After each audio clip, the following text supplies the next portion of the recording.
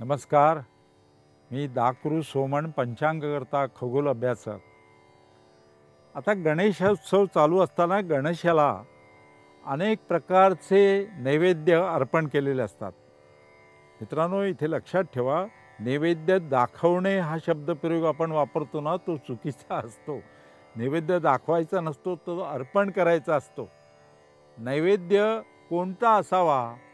तर आपल्याला माहिती आहे, जे आपल्याला आवडतं त्याचाच नैवेद्य हा परमेश्वराला अर्पण करायचा असतो. त्याला भोग असं सुद्धा म्हणतात.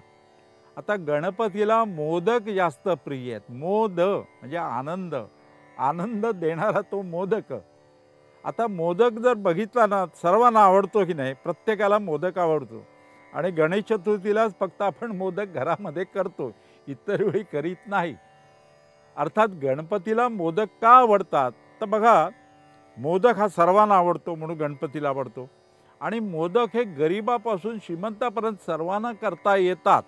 कारण तांदूळ असतात, त्याची उकड केलेली असते, त्याची पाळी केलेली असते आणि त्याच्यामध्ये पुरण जे भरलेलं असतं ना, बस गूळ आणि नारळ याचं पुरण त्याच्यामध्ये भरलेलं असतं. आणि मोद देणारा, आनंद देणारा असा हा मोदक, अशा 21 मोदकांचा नैवेद्य गणेशाला अर्पण केलेला असतो. आणि हे विशेष आहे की गूळ खोबऱ्याचा नैवेद्य चालतो, लाडवांचा नैवेद्य असतो. आधुनिक काळामध्ये ड्रायफ्रूट्ससुद्धा मोदकांमध्ये घालून रंगीबेरंगीसुद्धा मोदक केले जातात. गणपतीला आवडतात. जे आपल्याला आवडतं ते गणपतीला आवडतं, ही गोष्ट लक्षात ठेवायला पाहिजे. आणि नैवेद्य अर्पण करायचा, नैवेद्य दाखवायचा हा शब्द वापरायचा नाही. अर्थात गणपतीचं पूजन झाल्यानंतर आरती करतो.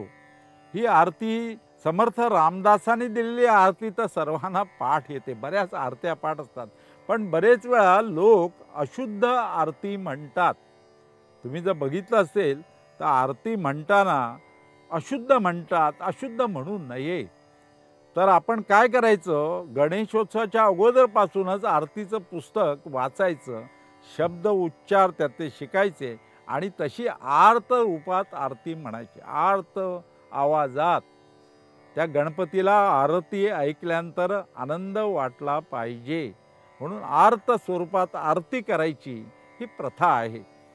आणि त्यानंतर आपण जर बघितलं तर अथर्व शीर्ष पठण केलं जातं.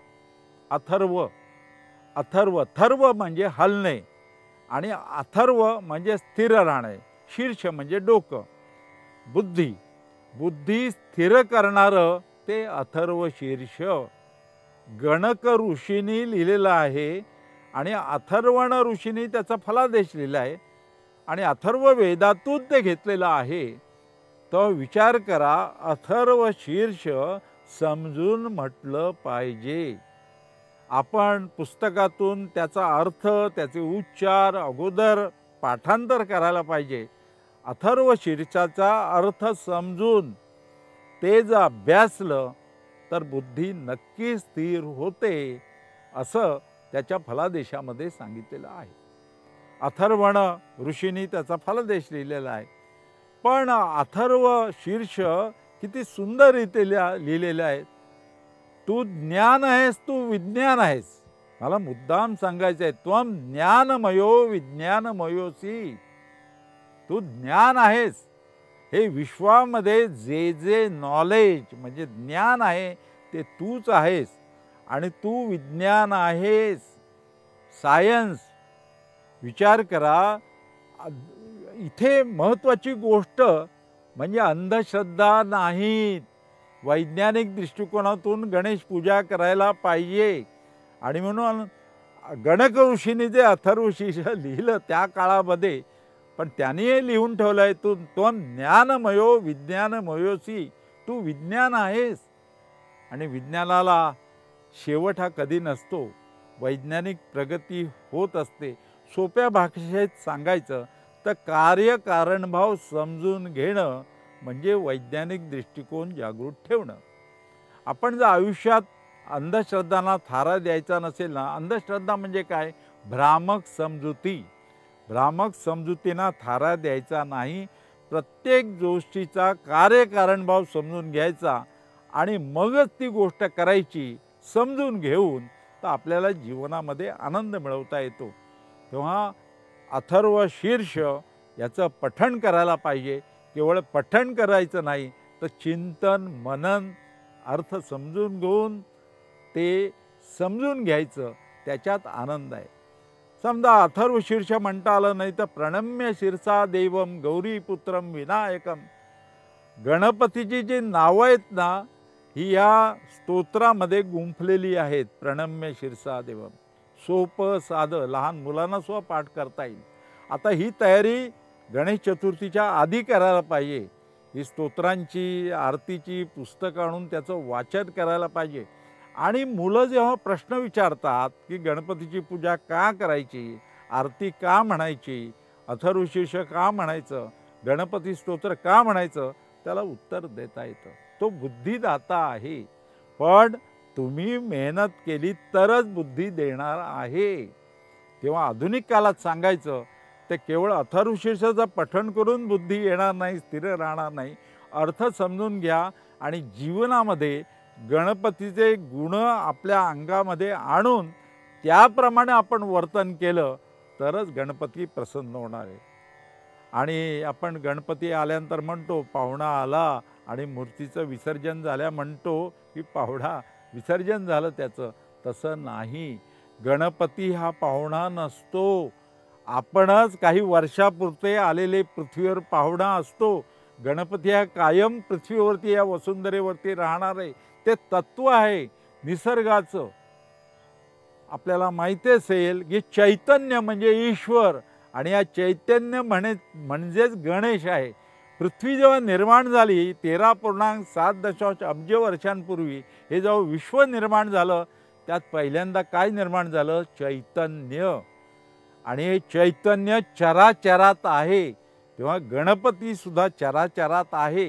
हे देवत्व त्याचं ते चराचरात आहे हे समजून घेतलं पाहिजे. म्हणून चैतन्याला प्रसन्न करणं म्हणजेच गणेशाला प्रसन्न करणं. तेव्हा काही लोक अथर्वशीर्ष म्हणतात, प्रणम्य शिरसा देवन गणपती स्तोत्र म्हणतात. आणि काही वेळा काही लोक काही गणेश भक्त सहस्र नामावली पठण करतात. गणपतीचं प्रत्येक नावाचा अर्थ आहे, आपण तो समजून घेतोच आहोत. तेव्हा वक्रतुंड हे नाव आपण गणपतीला वापरतो. वक्रांतुंड यती इति गणपती. वक्रांतुंड यती वाईट मार्गाने जाणाऱ्यांना तुडवतो असा एक अर्थ निघतो. आणि वाकडी सोंड असलेला वक्रतुंड असा अर्थ निघतो. मित्रांनो, ही जी नावं आहेत गणपतीची, ती प्रत्येक नाव आपल्याला त्याची कथा सांगते, गणपतीचं महत्त्व सांगते.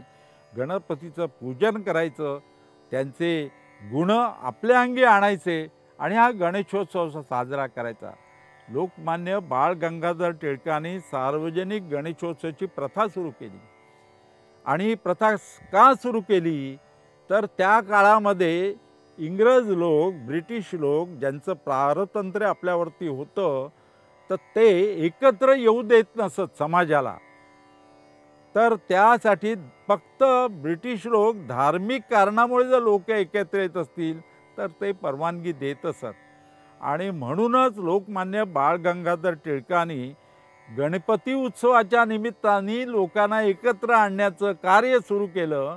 आणि मग स्वदेशाविषयी जागृत भावना करणं हे सुरू केलं. लक्षात घ्या, धार्मिक काम होतं गणेशोत्सव म्हणून ब्रिटिशांनी परवानगी दिली. आणि लोकमान्य बाळ गंगाधर टिळकांनी स्वातंत्र्यासाठी चळवळ त्यातून निर्माण केली.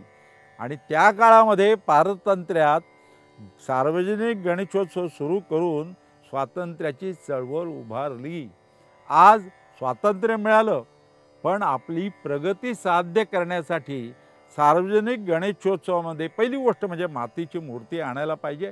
आणि जे कार्यक्रम करतो ते समाजोपयोगी पाहिजेत. जो निधी गोळा करतो त्याचा वापर समाजासाठी व्हायला पाहिजे. आणि महत्त्वाची गोष्ट म्हणजे आरोग्याविषयी कार्यक्रम ठेवायला पाहिजेत, रक्तदानासारखे कार्यक्रम ठेवायला पाहिजेत आणि प्रबोधनाचे कार्यक्रम ठेवायला पाहिजेत. वैज्ञानिक दृष्टिकोन निर्माण व्हावा यासाठी विज्ञानाचे कार्यक्रम ठेवायला पाहिजे. आता इस्रोनं चांद्रयान-3 दक्षिण ध्रुव प्रदेशात चंद्रावर यान उतरवणारा भारत हा पहिला देश ठरलेला आहे. आपण विज्ञानामध्ये प्रगती करतो आहोत. तर गणपतीची सार्वजनिक गणेशोत्सव साजरा करताना सुद्धा वैज्ञानिक दृष्टिकोन निर्माण व्हावा यासाठी सुद्धा कार्यक्रम ठेवायला पाहिजे. आणि अशा कार्यक्रमात लोकांना एकत्र करून लोकप्रबोधनाचं कार्य करायला पाहिजे. आणि सामाजिक हे कार्य केलं तरच गणपती उत्सव टिळकांच्या मनात जो होता तो आपण साजरा करीत आहोत हे निर्माण होऊ शकतं. म्हणून म्हणूया गणपती बाप्पा मोरया.